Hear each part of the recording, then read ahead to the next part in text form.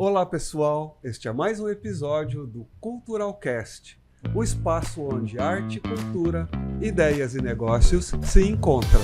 Afinal, cultura está em tudo.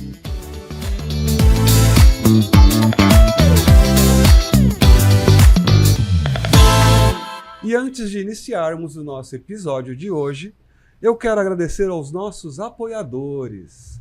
Instituto Canopus, fomentando e apoiando a cultura em Mato Grosso e Brasil. Venezia Móveis. Transformando ambientes com elegância e qualidade. Restaurante Maison Paris, com almoço executivo todos os dias aqui no piso térreo do Goiabeira Shopping. E Gil Village. Vestindo com elegância, inclusive vestindo a Maria Ercília, através de várias marcas. E, é claro, o nosso grande apoiador, o Goiabeiras Shopping. Também quero pedir a vocês que nos assistam, sigam e compartilhem no YouTube, Spotify e Instagram, @Culturalcast, um podcast de cultura. Lembrando que cultural é com 2 L's. Olá, eu sou Maria Ercília. E eu sou Kelson Panosso.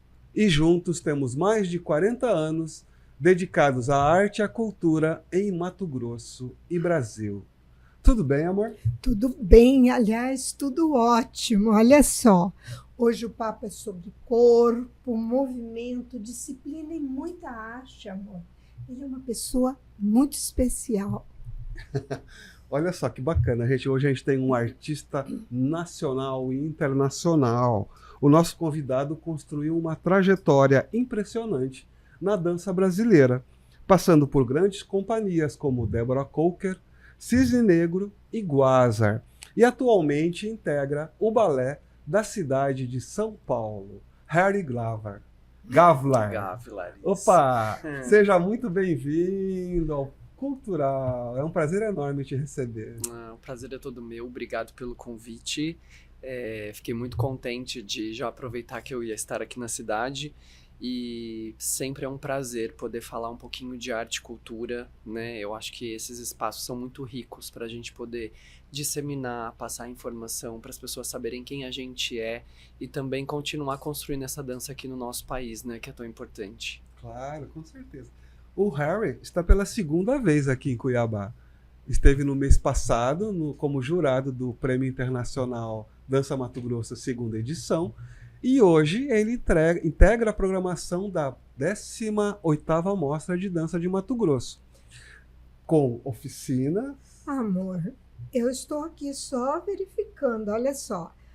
Através da dança, amor, ele usa saúde, biomecânica e performance humano em um trabalho que mistura arte e ciência. Tudo isso é inovador.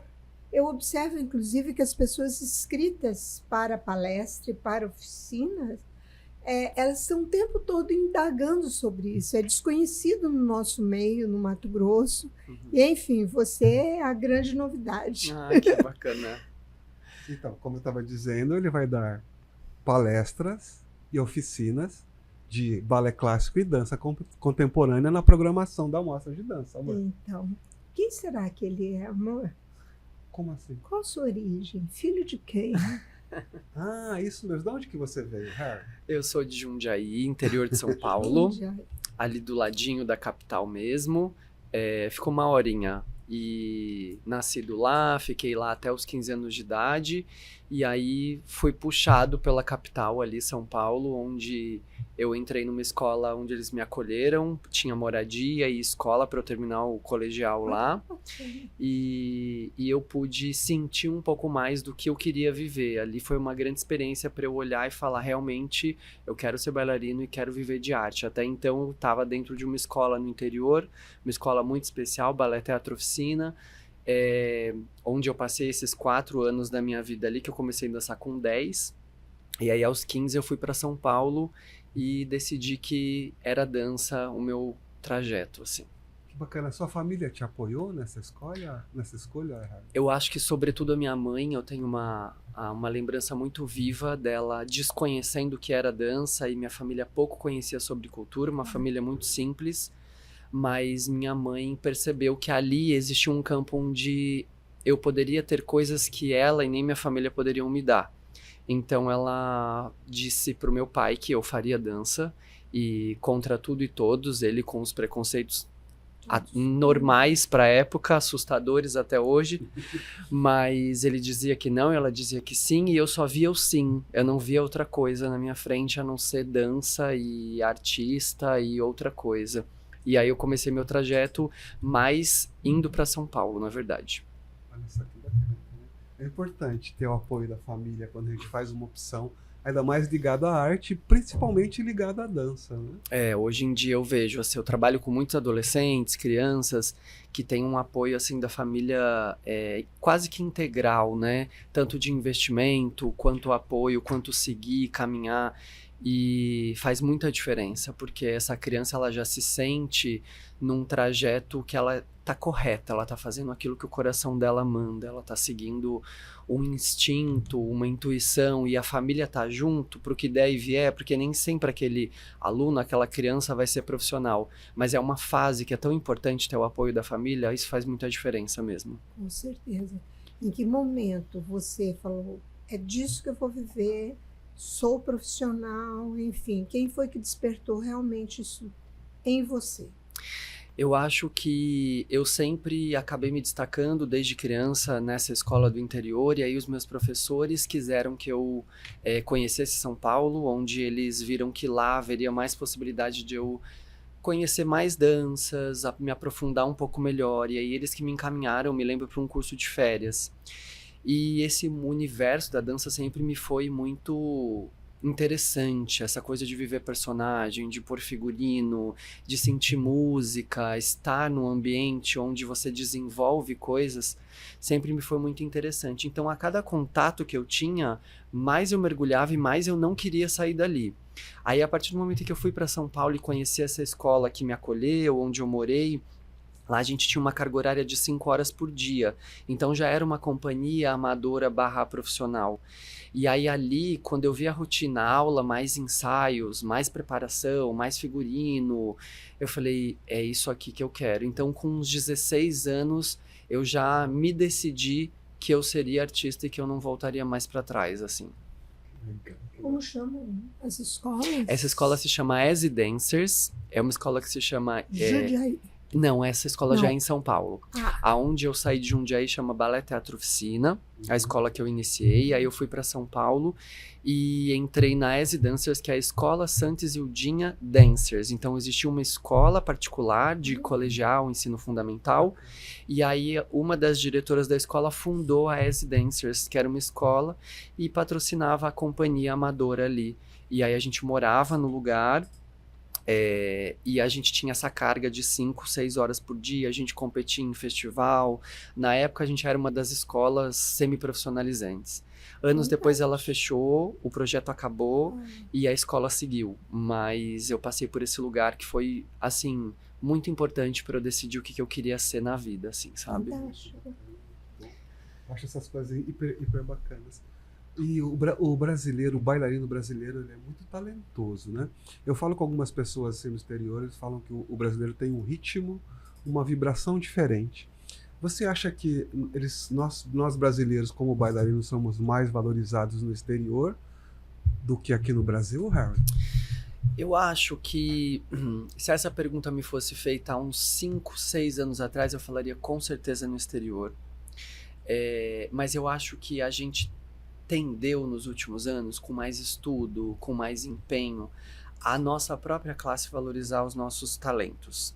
Apesar da dança ser um lugar muito solitário, isso é um assunto mais longo para uma outra conversa, talvez. Eu acho que aqui no Brasil a gente tem reconhecido melhor os nossos talentos do que antigamente. Eu acho que até o acesso à internet ajudou muito, né? Então a gente se cruza, a gente vê bailarinos de outros estados, a gente vê bailarinos indo para fora, mas de fato a gente tem pouco emprego no país, né? Então, Com certeza. acaba que nos valorizamos entre nós, nos reconhecemos, não sei se nos valorizamos tanto, mas nos reconhecemos, mas trabalho de fato, que é o reconhecimento que a gente quer viver da nossa arte, a gente precisa comer, a gente precisa se alimentar, porque artista sem comida não esbanja arte, né? Claro. Artista sem salário não consegue produzir. Então, de fato, eu acho que falta o reconhecimento trabalhístico, artístico aqui, de instâncias superiores. Então, isso sim, eu acho que a gente ainda está um pouco distante de ser reconhecido. Vou fazer um parênteses. Ontem nós vivemos um momento inusitado.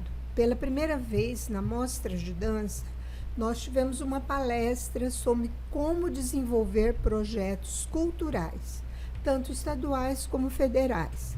E eu fiquei impressionada que haviam jovenzinhas prestando uma atenção, jovenzinhas da dança, prestando uma atenção, fazendo anotações e se colocando verbalmente. Então eu penso que essa mentalidade as diretoras de dança devem desenvolver nos bailarinos ou mesmo nelas, porque você não consegue manter hoje um bailarino somente através da sala de aula dos espetáculos. E os recursos no país são muito grandes, são imensos. Se a gente não busca esses recursos, inclusive eles voltam para a União. Então eu penso que nós temos a obrigação, Harry, de um despertar para a política cultural. Eu saí assim realizada com o momento que nós vivemos ontem dentro da Mostra de Dança. Perfeito. Eu acho que a escola de dança, principalmente, ela é esse lugar de despertar nos alunos as diferentes vertentes que tem, né? Tanto escola quanto eventos como esse que vocês promovem, porque são nesses lugares que as ideias se cruzam, que vocês, por exemplo, podem me trazer de um outro lugar, a gente pode abrir possibilidades de conversa, de cruzes, não só de corpo, mas de pensamento, né? Então eu acho que eu tive falando esses dias no CBDD, que é o Conselho Brasileiro da Dança, no qual eu faço parte, onde eu entendo dança como uma dança continuada. A gente nunca para de se estudar ou de se aprender, porque ela não é uma coisa estática, né? O movimento ele não está só dentro da sala de aula, ele está nos projetos, ele está no incentivo, onde as escolas podem ensinar para os alunos que não existe só companhia de dança para sobreviver. Existem eventos, tem bailarino que não vai chegar a uma companhia de dança, tem bailarino que precisa saber que ele pode trabalhar em parque onde tem bailarino, que ele pode dançar em outros espaços, né? Não necessariamente só a sapatilha de ponta ou só o palco na caixa preta existe. Então a escola e esses lugares onde vocês promovem é o lugar para a gente entender que arte e cultura se faz em outros lugares. E também é um lugar, por exemplo, como vocês promoveram, para descobrir e despertar novos talentos para produtores, para futuras pessoas interessadas em escrever projetos, né? Então nem sempre aquela menininha interessada ela vai ser a bailarina, mas ela vai ser produtora de dança, ela vai ser uma professora, ela vai ser uma pessoa engajada politicamente, a favor da cultura. Então é muito importante, muito enriquecedor esses espaços. Bem por aí. Harry, e qual foi o momento assim mais difícil da sua trajetória e da sua carreira? Até o presente momento, é claro. Exato. A gente nunca sabe o que está por vir, até porque a dança é muito movimento, né? A gente nunca sabe o que virá. Eu acho que eu tive algumas dificuldades todas as vezes que eu mudei de cidade para viver meu sonho, né? Que eu mudei de cidade algumas vezes, eu dancei nas companhias aqui do Brasil, pensei em ir para fora em determinado momento, houve um convite, mas não foi muito seguro, então achei melhor ficar por aqui, já que eu não ia ter aporte financeiro para voltar se não desse certo. Então cada vez que eu mudava de lugar eu sempre deixava ali uma coisa que eu construía, né? Então você muda de cidade, aí você primeiro deixei minha família, que foi a parte mais dura, quando eu saí com 15 anos de casa para ir morar na capital, 1 horinha dali, mas para mim foi uma mudança brutal, né? Eu tinha 15 anos, mas com cabeça de 10, porque eu vivia no interior, então eu não tinha essa agilidade da cidade grande. Aí depois eu me mudei para o Rio de Janeiro, acabei deixando a escola que eu dirigia e que eu dava aula, eu deixei a realidade da companhia. Aí depois eu saí do Rio de Janeiro, fui morar em Goiânia, deixei o que eu construí no Rio de Janeiro. De Goiânia eu voltei para São Paulo. Então cada vez que eu deixava, era um pedacinho do meu coração que ficava, amigos que eu não sabia se eu ia rever.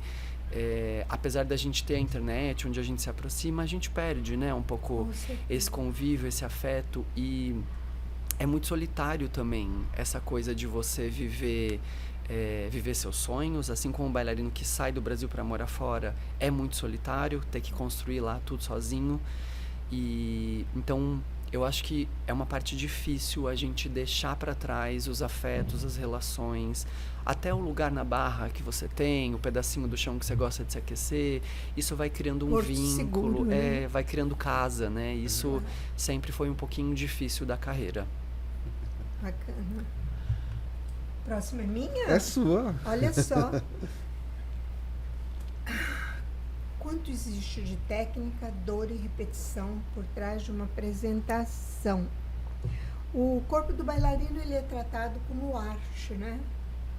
Ou como máquina. Eu coloquei 2 perguntas em uma, Tá. porque eu percebo que você tem uma facilidade muito grande em separar os momentos, as coisas e as questões. Eu acho que a gente tem as duas vertentes, né? E o atleta bailarino, que eu gosto muito de qualificar a gente nesse formato, nós temos os 2 lugares. Tem horas que a gente trabalha com a repetição em busca de um ideal.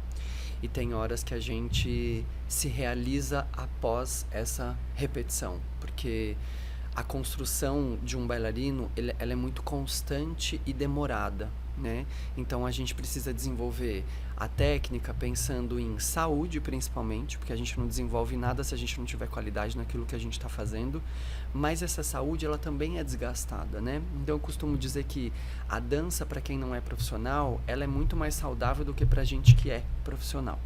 Com Porque certeza. a repetição acaba gerando desgaste articular, muscular, estresse, né? Trabalhar em companhia não é um mar de rosas, porque apesar da gente ter ali o nosso salário, o nosso trabalho garantido, uma estrutura, é muito estressante. Às vezes a convivência, às vezes trabalhar com determinadas coreografias, papéis exigentes. Então, ser máquina um pouco também é parte de um trabalho, mas essa máquina ela precisa ter limite. E ela precisa ser respeitada, né? E isso é sempre uma ponte muito complicada de você sentir a alienação. Que horas que eu tenho que parar para não me machucar, ou a repetição não vai me ajudar a ganhar mais nesse momento, ou que horas não, vale a pena investir um pouquinho aqui para eu ganhar mais espaço, mais entendimento, mais equilíbrio. Então é sempre uma faca de 2 gumes. E eu acho que a percepção, o autoconhecimento é muito importante nessa hora. Além dos diretores, né, amor? A gente já conviveu com diretores extremamente sistemáticos. A minha primeira professora de balé, que eu guardo na lembrança com muito carinho, ela era extremamente rigorosa. São Paulo né, tem uma coisa muito forte. Temos. Sem subestimar os outros estados. Não, mas E ela veio de lá. Então eu me lembro que tudo era muito centrado, muito exigido, muito sistemático. E eu creio que eu vim daí também. Eu acho que a dança sem disciplina, ela não alcança, né? A gente tem que ser um pouquinho decidido e dedicado naquilo que a gente está fazendo, porque a gente trabalha com minúcias, né? Exatamente. É o jeito que olha, é como você contorna, é como você desenha. Então, dependendo de como você faz, isso vai gerar mais ou menos expressão. E além do que, existe o olhar do outro, né? Que é ou o coreógrafo ou o diretor. E nem sempre a gente consegue fazer no nosso limite. Às vezes a gente extrapola esse limite porque o outro quer uma repetição. Né? Então eu mesmo, por exemplo, sou bailarino profissional, tenho uma consciência corporal porque eu sou fisioterapeuta, e aí tem horas que eu já sei que não daria mais, mas eu estou ali a trabalho de. Então às vezes eu também me proponho uma repetição que eu já acho que não era mais interessante de fazer, mas eu preciso estar ali. Então essa hora, por exemplo, é uma hora que a gente é corpo-máquina, né? Um corpo-máquina que tem que ser inteligente. Então então se eu tenho que repetir e eu já estou no meu limite do estresse, o que eu faço? Isso faz parte da nossa profissão e, claro, a gente sempre vai contar com futuros professores e diretores com muito mais consciência e dedicação no trato com o ser humano, né? Porque apesar da gente lidar um pouco como máquina, somos máquinas humanas. Eu não vejo problema da gente ser máquina. Eu só vejo problema quando essa máquina extrapola os limites, né? Questão de sensibilidade. Exato. Eu acho bacana esse lado de seu de fisioterapia e também você é especialista em gyratronics, né? Isso. E você faz palestras sobre biomecânica aplicada à dança. Qual é o objetivo fundamental dessas palestras? Ah, que bonita essa pergunta. Estou muito curiosa. Eu, no meio da minha carreira, eu decidi que eu queria estudar alguma coisa, né? E aí fiquei pensando em o que estudar. E aí fiz uma lista de coisas que eu gostava. Para resumir, eu cheguei na fisioterapia e decidi que iria cursar essa faculdade já com 28 anos. Eu comecei a faculdade. Então eu já tinha dançado bastante. Falei, tô a fim de um livro, tô a fim de caneta, papel, estudar alguma coisa que eu tenha interesse. E aí, fazendo a faculdade, eu percebi que eu gostava muito mesmo de fisioterapia, que tinha toda a parte anatômica e biomecânica. Me apaixonei por algumas áreas, mas acabei ficando ali na área da ortopedia, que tem a ver com o movimento, com articulação, músculo e osso, e aí tinha muito a ver com a minha dança. O que deu uma diferença em como eu dançava, assim, mudou um pouquinho o jeito de eu pensar que estrutura que estava mexendo ali enquanto eu me mexia, deu um outro olhar. E aí, terminando a faculdade, eu percebi que estar em sala de aula ainda era meu campo dentro da fisioterapia, porque eu poderia dançar e trabalhar em outra área da fisioterapia que não a dança, mas eu achei um desperdício comigo sair e explorar outro campo, sendo que o meu campo ainda tinha campo para explorar, que é a dança. E aí, a partir daí, como eu tenho muito interesse em biomecânica e anatomia, eu comecei a mergulhar mais em cursos voltados para isso. Foi quando me chegou o Gyrotonic, onde a minha dança foi completamente modificada após isso. Sem o slogan "o Gyrotonic me salvou", mas o Gyrotonic me modificou. Modificou minha dança, modificou o jeito de eu ver minhas articulações e entender que essa sinuosidade que eu sempre gostei da dança tinha muito a ver com um lugar onde eu podia me fortalecer sendo sinuoso, que tem o uso das articulações tridimensionais, as espirais, os círculos, que tem muito mais a ver com o movimento que eu particularmente gosto. E aí, a partir daí, estudando o Gyrotonic, eu comecei a integrar o Gyrotonic dentro da dança e eu precisei escrever sobre isso. Quando eu comecei a escrever, eu falei, olha, isso aqui as pessoas não sabem. Isso aqui eu estou descobrindo sozinho, mas não inventando uma roda, porque a roda já existe, ela está girando e é por isso que eu pude desenvolver as minhas palestras, mas pegando referências, lendo livros, e aí eu falei, bom, então eu tenho um produto aqui, um material que eu queria passar para frente, que eu acho que as pessoas precisam saber, porque vai abrir uma ferramenta para as pessoas aprenderem a trabalhar de outras formas. O que a gente já sabe, o plié vai continuar sendo plié, a contração vai continuar sendo contração, mas qual a ferramenta que a gente ainda não sabe, para não se lesionar, para ter qualidade de movimento e entender. Então, as minhas palestras, elas surgiram como uma ferramenta, como uma possibilidade de professores e alunos poderem enxergar o mesmo movimento que eles já sabem com outro olhar, entendendo de outras formas e sempre usando base científica ou livros. Por isso que eu falo que eu não inventei nenhuma roda. Eu só peguei as rodinhas que já estavam girando e acoplei num material que é meu e que eu tenho propriedade para falar, porque eu vivo o corpo, né? Eu vivo do movimento. Então, eu tive pensando quanto tempo eu vivo o movimento e por que eu falo dele. Porque eu experimento ele todos os dias, né? Eu experimento em mim, eu experimento nos meus pacientes, nos meus alunos dentro de workshop ou dentro da sala do Gyrotonic. Então eu estou vivenciando isso todo dia. Eu estou percebendo que músculo que está fazendo essa ação, aonde que esse aluno está roubando o movimento, por isso que não está tendo a fluidez ou a expressão. E aí isso me abriu essa porta que eu tenho muito prazer em compartilhar, em dividir, porque ali nas palestras sempre rola um diálogo, uma dúvida, eu sempre aprendo um pouquinho com aquela dúvida e falo, talvez isso aqui vale uma pesquisa ou um curso a mais, sabe? Bacana. Então é muito gostoso, eu acho que é uma troca mesmo. O processo vai crescendo. Sempre, porque a partir dos workshops que eu vou dando, vai surgindo novos temas. Então eu falo, puxa, então por exemplo, o meu último tema que eu criei foi quadril grande centro do bailarino. Foi por conta de um curso que eu dou, que é inclusive o que eu vou ministrar aqui, que são os assoalhos corporais, onde numa hora que eu estava falando do quadril, me surgiu uma pergunta muito interessante. Eu falei, vou fazer um curso só sobre o quadril, porque essa área merece uma atenção maior.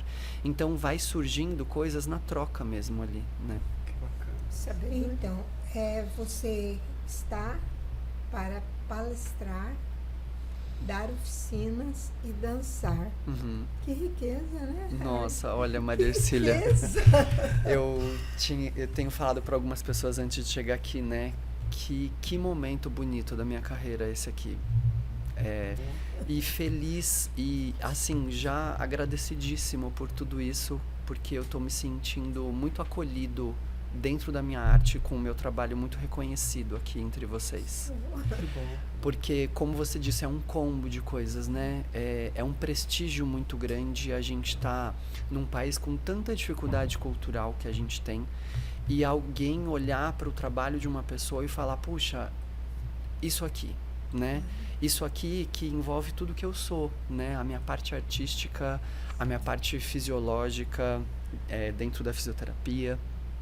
Então vocês trouxeram o combo Harry aqui e muito agraciado por poder desenvolver meu trabalho como um todo, né? E não, como se não bastasse, eu ainda tô aqui nesse bate-papo que a gente pode se conhecer um pouco mais. Então é muita alegria realmente poder vir ministrar o balé clássico, a dança contemporânea dentro da minha visão e ainda assim trazer a fisioterapia. E ainda assim poder ter esse bate-papo legal com vocês. É muito alegria. Principalmente se apresentar pro Não, dançar. exato. E aí, pra arrematar, eu vou pro palco ainda, dar um pedacinho da minha arte ali. Preparei um solo exclusivamente para esse evento. Ele não existia. Eu montei para trazer para vocês. E claro, dentro da dança contemporânea há várias vertentes.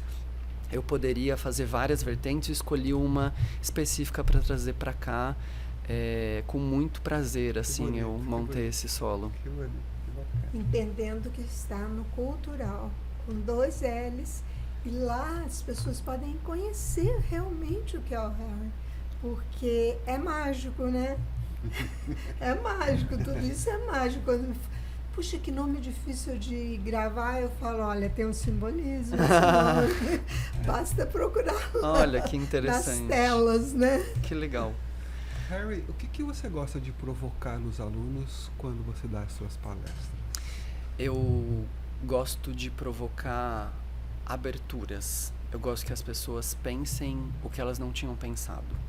E eu costumo falar que às vezes os workshops eles são um pouco breves demais. Eu gosto de um pouco mais de tempo, um pouco mais de dias. Inclusive aqui vai ser muito legal porque a gente tem 4 aulas, 2 dias juntos, mais a palestra. Então é um lugar mais amplo de possibilidade, onde a gente pode abrir a janela, cavar essa janela e desbravar o que tem dentro. Eu às vezes acho que os workshops muito breves, o aluno decora a sequência, sai nutrido daquilo, mas acaba o workshop e aí acabou. Eu gosto de deixar uma sementinha ali, sabe? Eu gosto de não provocar, mas ser o promotor ali de dá para mexer por aqui. Eu nunca tinha pensado que talvez dê para dançar pela fáscia, ou que o osso também tem movimento, ou que durante as palestras abram uma conversa onde a gente descobre que uma coisa se conecta com a outra, que o movimento ele não é só um movimento, ele se junta tudo. Então eu gosto de abrir janelas, que os espaços são abertos ou no diálogo ou nos workshops, para além de dar uma sequência legal, eu quero que o aluno saia dali com uma possibilidade de estudar um pouquinho mais ou mergulhar num novo universo que eu estou propondo ali para ele. Ok? Próximo é minha, amor? Sabe que a gente fica meio embevecido, né? Eu estou sentindo isso na palestra, porque você vai falando e eu vou visualizando tudo que você está falando. Esqueça da pergunta. Vamos lá. Isso é bom, isso é bom. Né? Vamos lá. O que falta hoje para os artistas, para os novos artistas? Técnica, paciência, essa profundidade, enfim.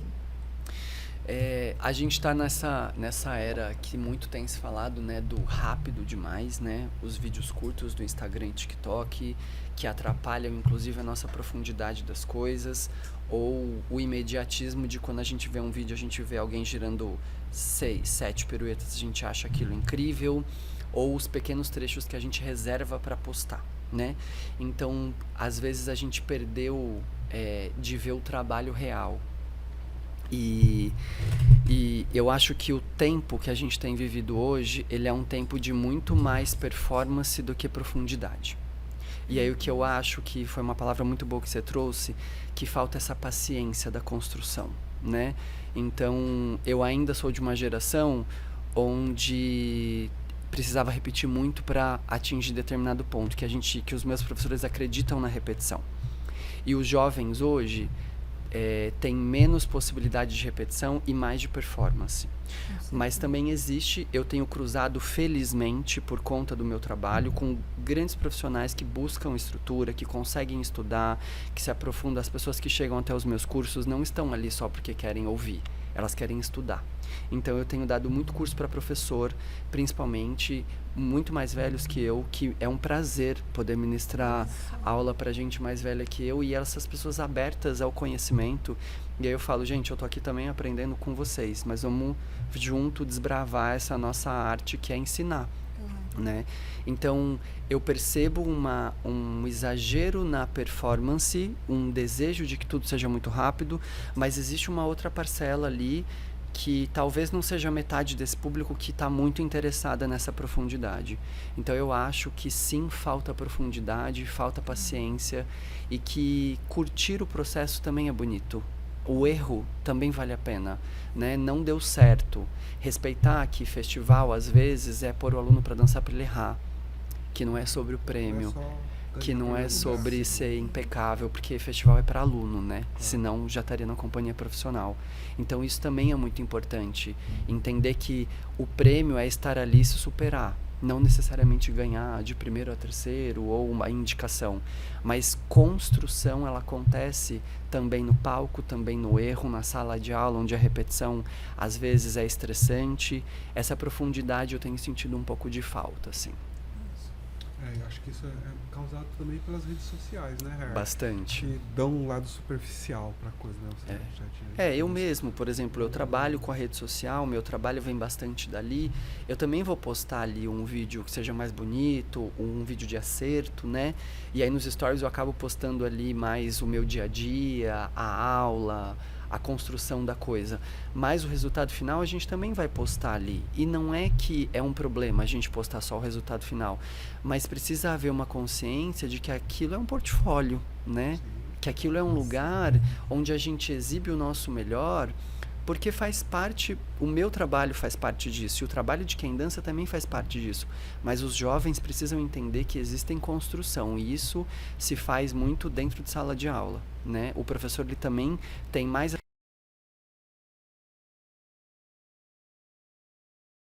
a pura realidade. Ali é um resultado final. Com certeza. Né? Que o dia a dia se constrói para fazer um resultado final, seja o palco ou seja um vídeo de Instagram ou TikTok mesmo. Eu gosto de falar que o bailarino se faz na sala de aula. Com certeza. O artista se faz no palco. Eu gosto dessa frase. Apesar que o artista ele se faz no palco construído na sala de aula. Então uma coisa puxa a outra, né, Kelson? É isso mesmo. Em nossa carreira, olha, a gente tinha muita dificuldade de divulgar o que hoje já é natural. Já tem o Harry, já tem pessoas fantásticas, está aí, fez parte do 2º Prêmio Internacional de Dança de Mato Grosso. Isso foi uma conquista muito grande, né? Nós devemos ao André Malozar. Querido. Nós sempre fomos muito resistentes a concursos, a premiações, sabia? Nunca, assim, eu sempre falava, não, vamos dançar, mas participar, ser premiado, isso é uma outra vibe que a gente tem que estudar sobre isso. E chega o André na nossa vida e traz pessoas como você. Que demais. Né? Profissionais incríveis. É um espaço muito bonito, né, Maria Ercília, quando a gente abre o festival enquanto educação. né? Isso que eu falo. O que é muito diferente, precisa ser respeitoso esse ambiente. Os profissionais que o evento oferece, a conduta desde a produção até o final da nota do jurado, isso é um campo de educação, né? Por isso que eu falo que a dança ela é uma educação continuada. A gente também pode se educar e aprender nos festivais. Então, os profissionais que contêm aquela grade, a conduta desde o primeiro contato da escola para a inscrição até o final da nota do jurado, isso é muito importante. Pode ficar um processo muito bonito ou pode ficar traumático, né? Então, de acordo com os comentários dos jurados, às vezes a gente não tem muito tempo para se aprofundar ali, né? Enquanto eu sou jurado, eu me preocupo muito com isso. Que mensagem eu posso deixar aqui para essa escola ou para esse aluno se sentir estimulado, porque dança não é só profissional, e que momento em que eu posso corrigir ele com respeito, onde ele não vai ler ou escutar esse áudio se sentindo agredido, né? Porque a gente não sabe do outro lado como que esse aluno está emocionalmente, como que essa escola trata essa educação continuada. Então, o mundo do festival, ele pode ser muito bonito, desde que todos que estão envolvidos com ele queiram construir isso. Se eu sentar numa banca e desejar que todo mundo tenha que ter o mesmo nível, já não vai dar certo, né? E se eu não respeitar o que aquele corpo, o que aquela escola está me apresentando, exato. A gente tem que aprender, enquanto jurado, na verdade, é uma grande escola, poder sentar ali com não sei quantas fichas e não sei quantos corpos passam nos nossos olhos e a gente tem que saber o que escrever para aquele corpo, para aquela escola, que são propostas distintas, né? Então, é muita responsabilidade fazer um festival, tem que ter muito cuidado. Falando de festivais, eu queria polemizar um pouquinho. No ano passado, o Balé da Cidade de São Paulo foi até o Festival de Joinville, um dos mais importantes do mundo, e apresentou o trabalho Hacking SP. Sim. E um trabalho realmente profundo, né? E houve um certo constrangimento, vamos falar assim, por parte do público ou da sociedade que estava ali. Eu até achei estranho, porque, Joinville é uma cidade, o DNA dela é a dança, né? E de repente eu achei hiper estranho, hiper esquisito. Você, como uma pessoa que viveu isso, já como um bailarino atuante dentro do trabalho, como foi isso para você, Harry? Queria que você falasse um pouquinho sobre isso. Foi desafiador e estranho ao mesmo tempo, né? Porque, assim, apesar do Balé da Cidade ter levado uma obra muito diferente dos padrões do festival, existia ali uma companhia de dança, corpos responsáveis e profissionais, uma equipe de produção e um convite de um festival, né? E claro, envolvido o nome do Balé da Cidade, a direção, um balé super bem montado. Porém, assim como o entretenimento é gosto, dança também é gosto, né? Então nem sempre a gente vai gostar daquela dança, mas eu preciso respeitar o que está sendo proposto ali. E o que faltou ali, acho que a primeira coisa foi respeito. Respeito à história do Balé da Cidade, de mais de 50 anos, aos artistas que estavam em cena, ao empenho, né, de uma companhia e de pessoas que não foram ali fazer qualquer coisa, foram ali fazer o que acredita. Então, o Balé da Cidade tem uma história muito extensa e a gente tem muita coisa no repertório, né? Eu estou na companhia vai fazer 10 anos, mas o balé tem 50. Então, já aconteceu muita coisa. Então, é muito desrespeitoso quando você chega num lugar e você é vaiado, que foi o que aconteceu, né? Houve vaias na plateia. A gente não sabe diretamente se foi o pessoal da dança ou se foi o pessoal não dança que curte o festival, que também é o pessoal da dança, porque às vezes você não dança, mas você tá ali para ver. E aí as pessoas foram muito desavisadas, né? Porque viu lá, Balé da Cidade de São Paulo, Hacking SP. Não houve nenhum empenho de a pessoa ler o que é Hacking, que é uma ópera muito antiga, muito famosa, que fala sobre morte. Então a gente não ia sair sorrindo nesse espetáculo, né? Era um espetáculo denso, com uma proposta de movimentação densa, mas é a proposta que o coreógrafo e o diretor do Balé da Cidade escolheu para o trabalho dele, onde os artistas, a gente se entrega para aquela proposta e a gente mergulha naquele processo. Talvez no outro não cause a estética que ele goste, mas será que não era um ponto de reflexão de que também é possível dançar de outra forma? Que aquilo, apesar das pessoas não gostarem, poxa, isso é muito difícil de fazer, é complexo fazer uma queda como essa, é complexo emendar esse movimento.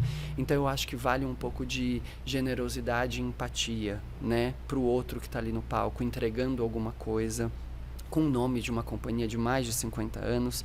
E aí houve uma questão política, social ali da cidade um pouquinho delicada, e que aí tomou uma proporção muito maior, e não foi muito legal para a questão arte, mas foi muito legal porque o nome do Balé da Cidade foi promovido. A gente foi falado internacionalmente, o que eu acho que não foi ruim, porque eu acho que a arte ela é para mexer alguns lugares, né? Ela é para te questionar.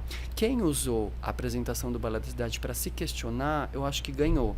Agora, quem olhou com os olhos de caixa fechada, onde dança só é girar o pé, esticar o pé, girar a pirueta e esticar o joelho, talvez não aproveitou o que aquele momento pôde proporcionar.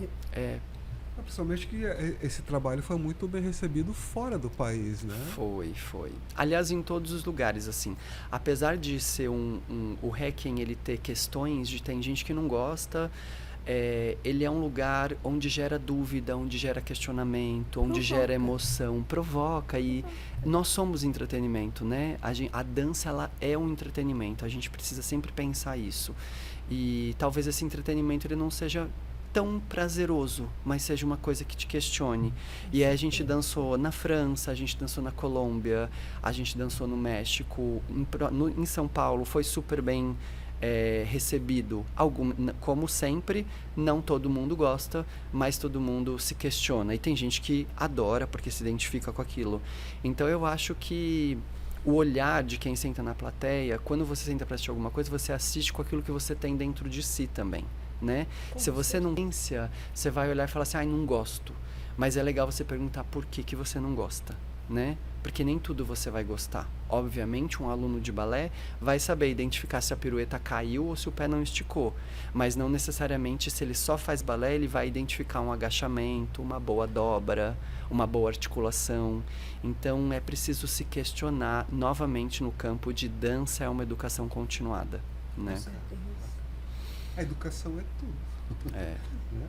Harry, dá para se viver de dança no Brasil, de cultura? Que pergunta difícil, hein, Kelson? Assim, eu sou muito agraciado porque desde que eu comecei a trabalhar com dança, eu sobrevivo dela, né?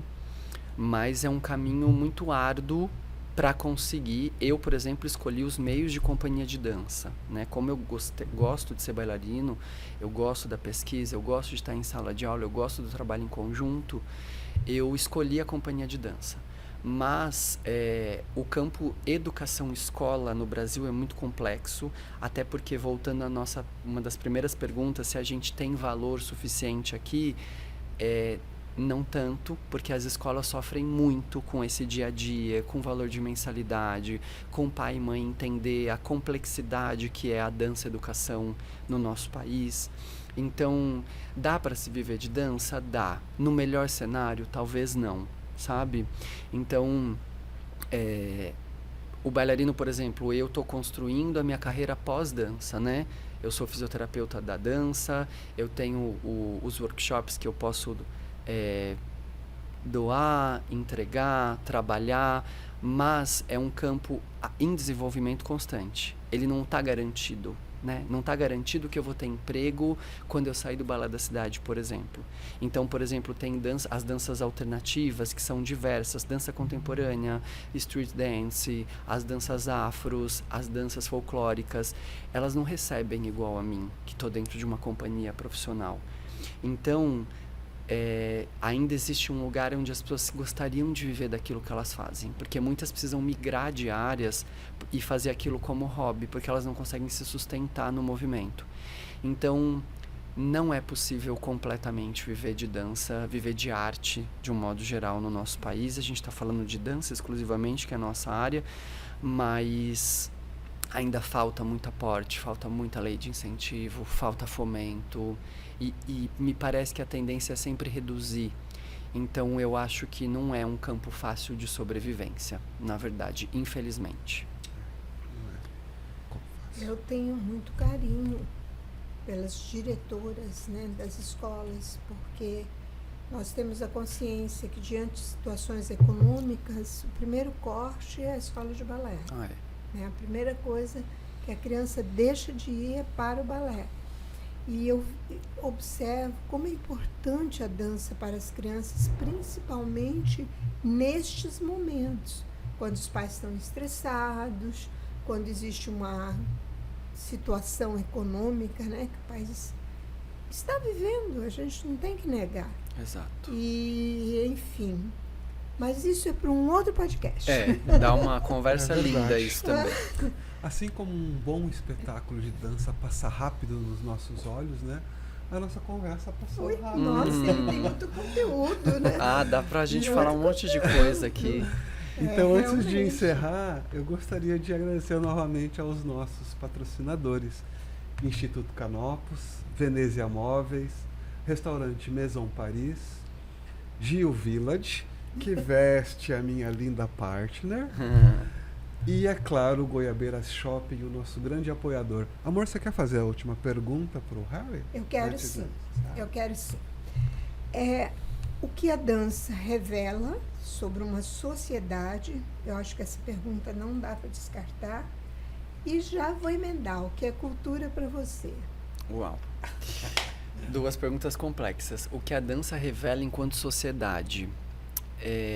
A gente tem a dança contemporânea, né, que pode retratar a gente nos dias de hoje, a gente pode retratar as nossas emoções humanas, né, e ela tem um potencial imenso, né, de revelar. Inclusive, se a gente olhar para os nichos das danças alternativas, algumas coisas de companhias profissionais, a gente vai ver essas coisas reveladas, essas situações, porque determinadas pessoas, elas são nascidas e criadas naqueles ambientes, então o corpo vai retratar aquela realidade.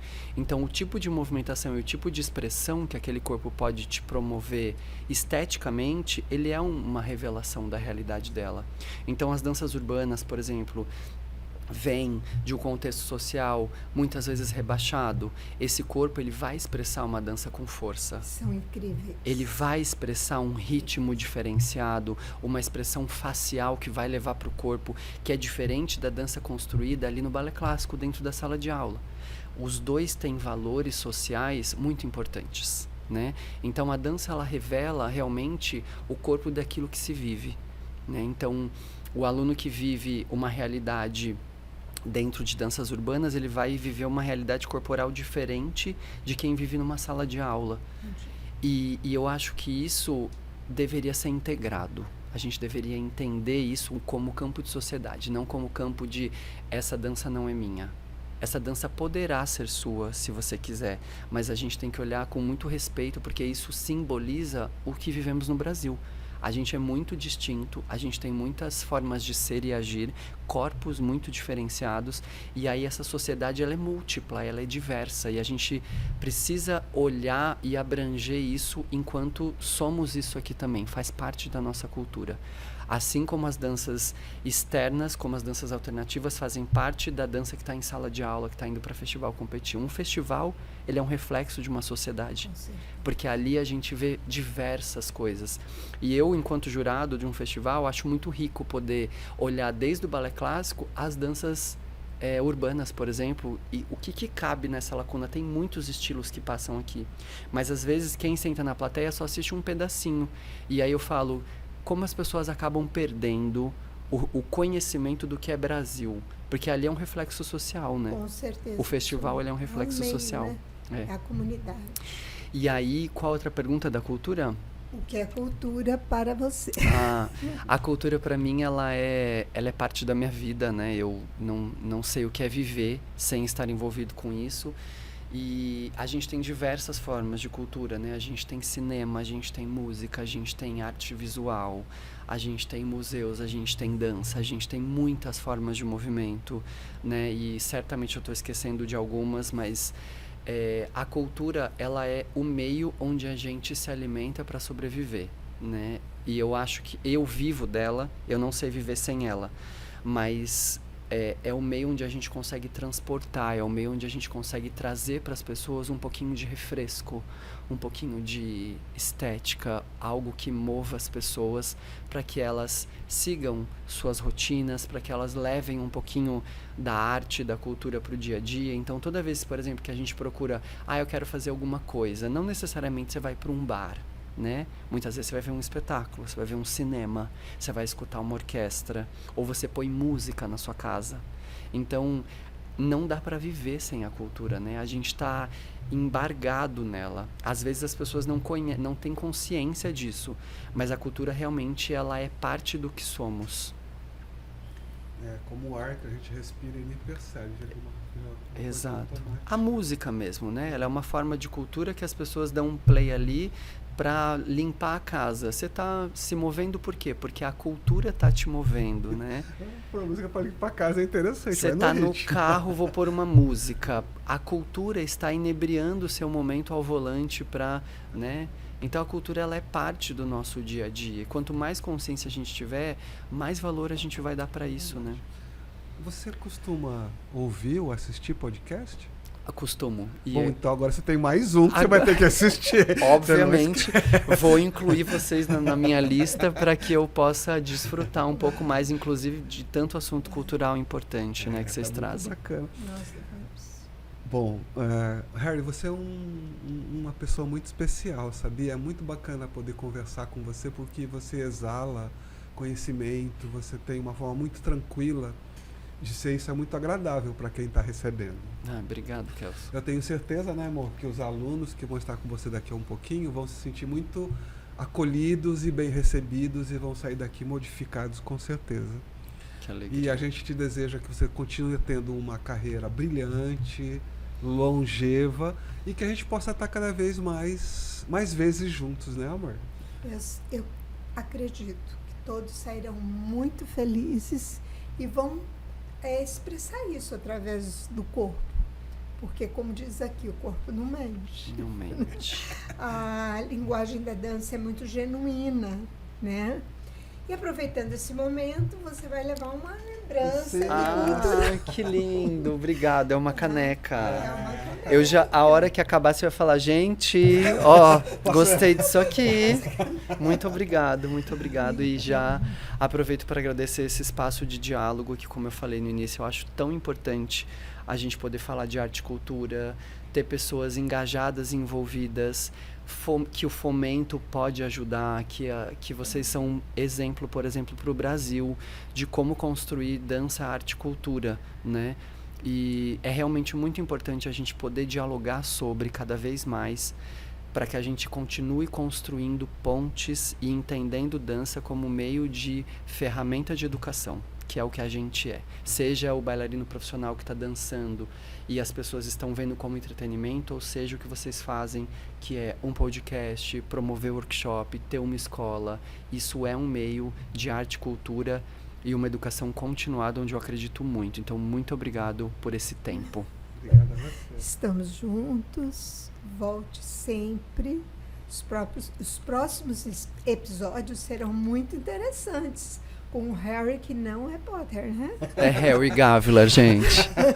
Pessoal, muito obrigado. Não esqueçam de nos assistir, curtir e compartilhar no YouTube, Spotify e Instagram. @culturalcast, um podcast de cultura. Lembrando que cultural é com dois L's. Até a próxima. Até.